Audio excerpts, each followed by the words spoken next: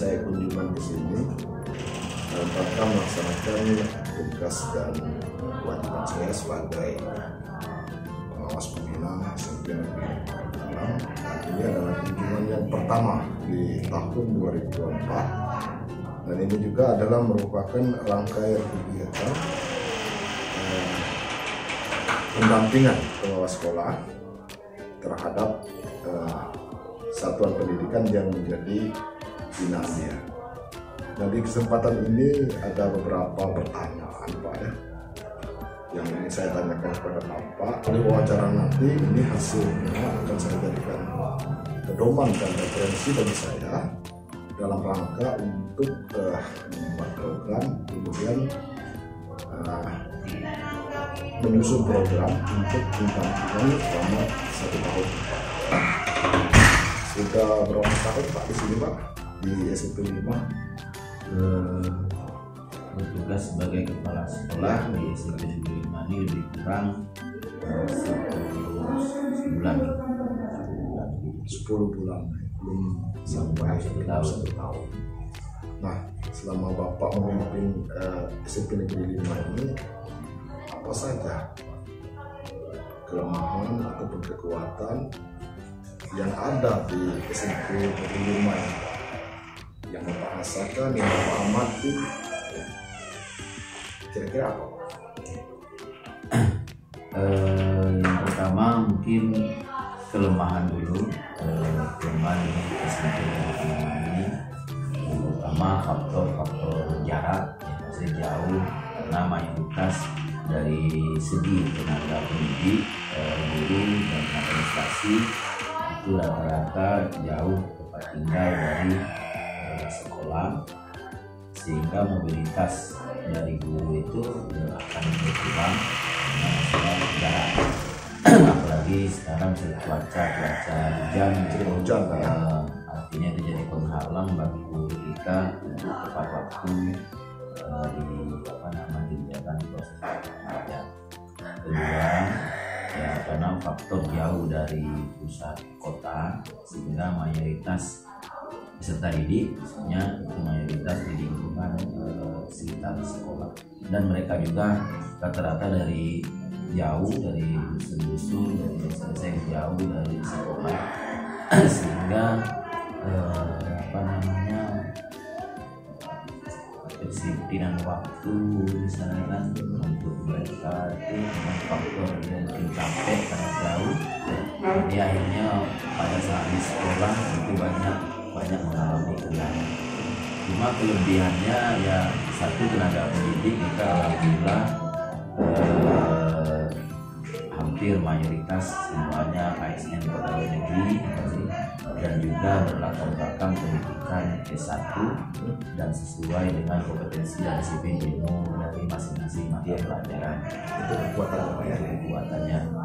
Dan alhamdulillah dari segi sarana juga kita sekarang sudah ada wifi internet mulai tahun kemarin kita pasang sejak kami di SMP Negeri 5 ini.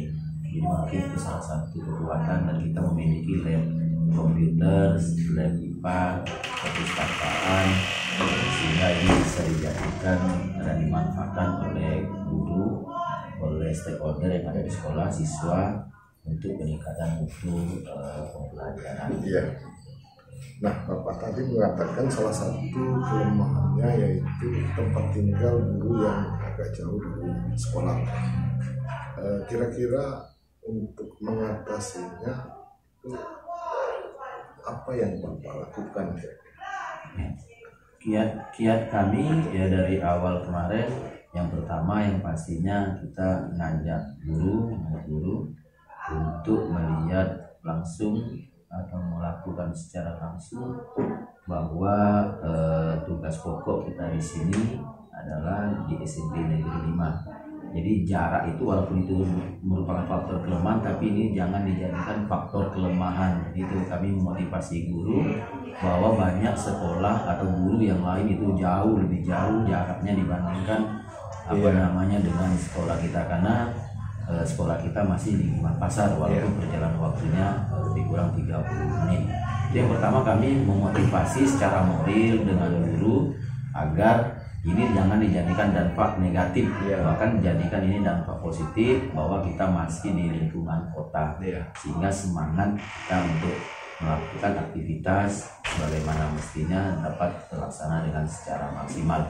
Dan juga justru jarak yang jauh inilah kita jadikan modal maju semangat kita untuk memberikan apa yang bisa kita berikan dengan peserta didik kita yang sama-sama juga jauh menempuh jarak ke SMP Negeri 5 ini, sehingga mereka jauh-jauh itu ada yang didapatkan oleh mereka setiap harinya itu, sehingga mereka tidak merasakan jauh jarak yang mereka tempuh di sekolah itu. Bukan hanya sekedar rutinitas belaka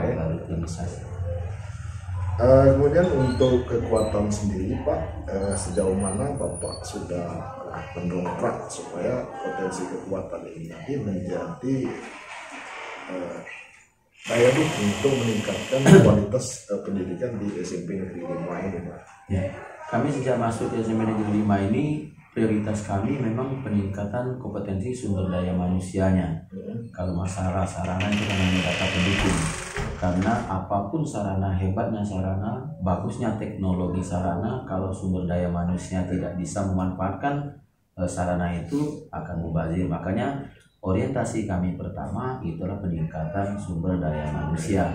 Salah satunya kami pernah mengadakan in-house training BIMTEK lokal SMP Negeri 5 dengan mengundang fasilitator termasuk pengawas dan fasilitator dari sekolah penggerak, dari yang fasilitator dari program sekolah penggerak itu.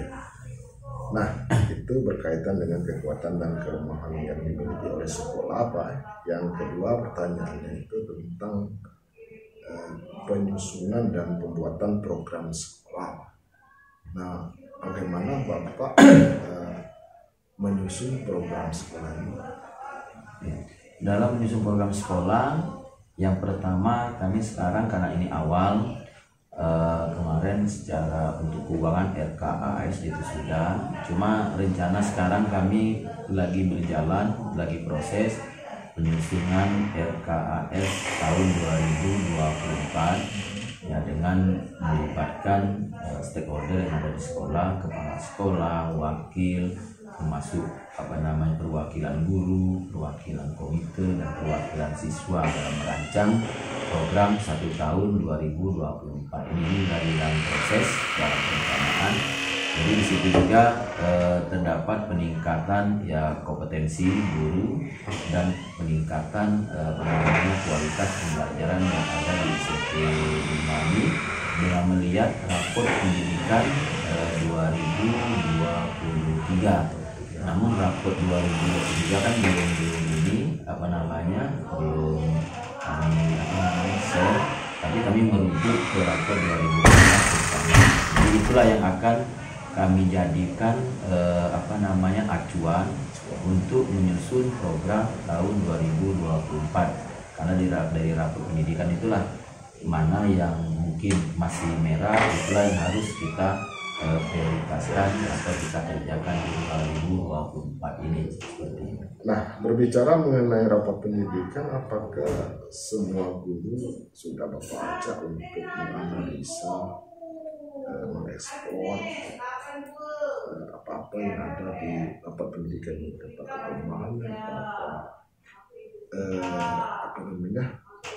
kelebihan yang sudah tercapai, Ya, sementara belum kami ajak guru untuk menganalisis secara global, tapi untuk sebagian guru itu sudah kami ajak, apalagi pada saat kita pengisian kinerja PM kemarin, semua guru sebelum situ kita lihat klik dulu rapor pendidikan SMP Negeri 5. Jadi minimal secara global, karena untuk secara per item itu kan belum secara langsung, tapi secara global mereka sudah bisa melihat mana yang merah, mana yang kuning, mana yang warna-warna yang dikeluarkan oleh di rapor pendidikan itu. Ya. Nah, berkaitan dengan penyusunan program sekolah, apakah prioritas, RKT dan lain sebagainya itu, apakah punya kendala Pak? Kendala dalam menyusun itu. Misalnya ketidaksinkronan antara anggaran yang ada di ini dengan yang di atas secara online gitu Pak. Ya itu salah satu faktor Pak. Jadi kenyataan real manual dengan online itu sering istilahnya tuh selisih. Nah, karena di online itu kadang-kadang kita namanya perencanaan. Ya, pada saat pelaksanaan kadang-kadang berbeda dengan perencanaan. Nah ini yang kami alami sebenarnya mungkin bukan hanya di SMP Negeri 5, mungkin hampir sebagian besar seluruh sekolah mengalami hal demikian. Karena apalagi di SMP Negeri 5 ini ya dari kami mulai masuk di SMP Negeri 5 ini banyak hal-hal yang perlu kami revisi, yang perlu kami perbaiki, baik ya sumber daya manusianya yang kami sampaikan tadi, sampai ke sarana prasarana, sampai sumber belajar yang lain-lainnya harus ya banyak yang harus kita perbaiki seperti itu. Makanya kami ya sedikit banyak melibatkan stakeholder yang ada ya untuk sama-sama bekerja, sama-sama berpikir bagaimana untuk meningkatkan kualitas dan mutu di SMP Negeri 5 ini. Jadi kami sebagai kepala sekolah ya top manajernya, tapi kami melihat dari dari bawah seperti itu. Nah itu berkaitan dengan program Pak. Kemudian SMP Negeri 5 ini kan memilih mandiri berubah ya. Artinya sudah melaksanakan kurikulum Merdeka. Nah di dalam pelaksanaannya ini sudah 1 semester Pak ya melaksanakan. Perjalanan lancar saja atau ada hambatan Pak dalam pelaksanaan? Kalau dalam proses pembelajaran itu ya alhamdulillah tidak ada kendala. Cuma yang jadi benak kami dari kami sebagai kepala sekolah dan termasuk guru juga pada saat sering diskusi pengimplementasian dari P5 itu. Jadi kami ya walaupun guru sudah melaksanakan P5, tapi kami